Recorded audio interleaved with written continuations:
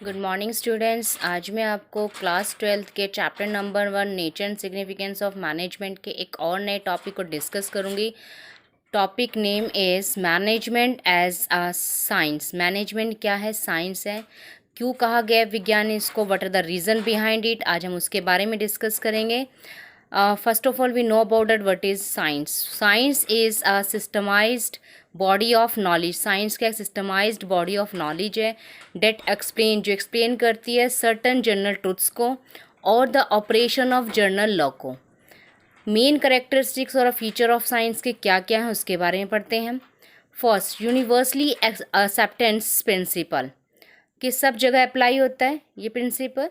Scientific principle represent basic truth about a particular field of inquiry. Means जो scientific principle है वो क्या करता है, इंक्वायरी करता है एक स्पेशल, एक particular, you can say particular field में के बारे में बेसिक ट्रूथ का को क्या करता है, रिप्रेजेंट करता है। दीज प्रिंसिपल में be applied in old situation. ये जो प्रिंसिपल है ये क्या हर सिचुएशन एप्लीकेबल होता है, एट ऑल टाइम, हर समय, ऑल प्लेसेस, हर जगह पे। फॉर एग्जाम्पल के थ्रू समझते हैं इसको। For example, law of gravitation which can be applied in all country irrespective of the time. जो लॉ ऑफ ग्रेविटी है, मतलब गुरुत्वाकर्षण का जो बल का सिद्धांत है, वो हर कंट्री में एप्लीकेबल है। ये नहीं कि इसमें नहीं होगा उसमें नहीं होगा, सब कंट्री में ये एप्लीकेबल है। आज भी ये क्या है, आज भी ग्रेविटेशन का जो सिद्धांत है आज भी इसको एप्लीकेबल होता है हर कंट्री में। Management also contain some fundamental principle. Management के भी कुछ क्या होते हैं, फंडामेंटल प्रिंसिपल्स होते हैं which can be applied universally, जो हर जगह अप्लाइड होते हैं। जैसे कि the principle of unity of command, one man one boss. Unity of command is the most important of Henry Fayol 14 principle of management. ये Henry Fayol के द्वारा दिया गया है। ये 14 प्रिंसिपल हम नेक्स्ट टॉपिक में पढ़ेंगे, नेक्स्ट चैप्टर हमारा इसी का ही है। तो हेनरी फ्योल क्या कहता है कि काम क्या करना है, देखो अगर आपको कमांड और बॉस एक होना चाहिए, ये नहीं कि बहुत सारे बॉस होंगे तो वो बहुत सारे कमांड उसको देंगे, तो क्या करेगा, जो सुपरवाइज़र है या एम्प्लॉयर है वो काम नहीं कर पाएगा। इंस्ट्रक्ट जो भी कमांड अगर उसको मिलनी है तो उसको सिर्फ एक ही बॉस से मिलनी है और वो उसी को ही सारा काम, जो भी वो रिपोर्ट देगा उसी को ही हैंड ओवर करेगा। अगर बहुत सारे बॉस हो गए वो कंफ्यूज हो जाएगा, वो किसी का भी काम नहीं करेगा। ठीक है।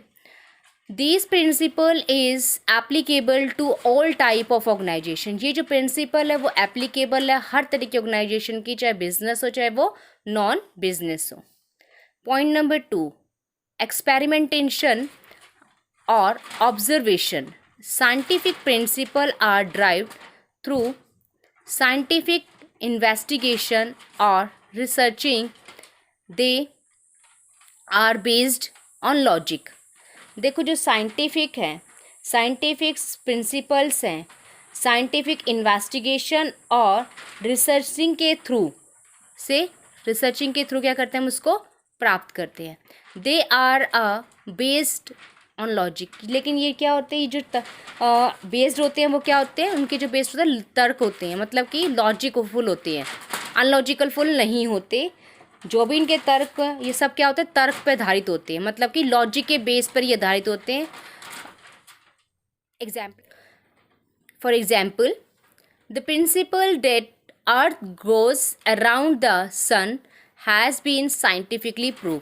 देखो जो प्रिंसिपल है, क्या सिद्धांत, प्रिंसिपल क्या सिद्धांत है, क्या सिद्धांत है इसका, कि जो पृथ्वी है, Henri Fayol means management is also based on scientific inquiry and operation, not only opinion of Henri Fayol. Means management भी क्या है, साइंटिफिक बेस्ड है, साइंटिफिक इंक्वायरी और ऑपरेशन पे, सिर्फ हेनरी फ्यूल के ओपिनियन पे नहीं है। दे हैव बीन डेवलप्ड, इसको डेवलप्ड किया जाता है थ्रू एक्सपेरिमेंट के थ्रू और practical experience of large number of manager. For example, it is observed that fair remuneration to personal help in creating a satisfied workforce. Point number 3, causes and effect relationship. Principles of science lay down causes and effect relationship between various variable. Means कि विज्ञान के जो सिद्धांत हैं वो different variable के बीच में कॉजेज़ और इफ़ेक्ट के संबंध को क्या करती है, निर्धारित करती है. For example, when metals are heated they are expanded. जब आप मेटल को हीट करते तो वो क्या हो जाते हैं, एक्सपैंड हो जाते हैं. द कॉजेज इज हीटिंग, कारण क्या था, heating, and the result is expansion. वो क्या चीज़ होगी, बढ़ गई, एक्सपैंड हो गई. The same is true for management. Therefore it is also establish causes and effect relationship. Management में भी क्या होता है, इसी तरह कॉजेज और इफ़ेक्ट्स रिलेशनशिप होते हैं किनके बीच में, कॉजेज और इफ़ेक्ट के बीच में. Example, lack of parity means equality में कमी.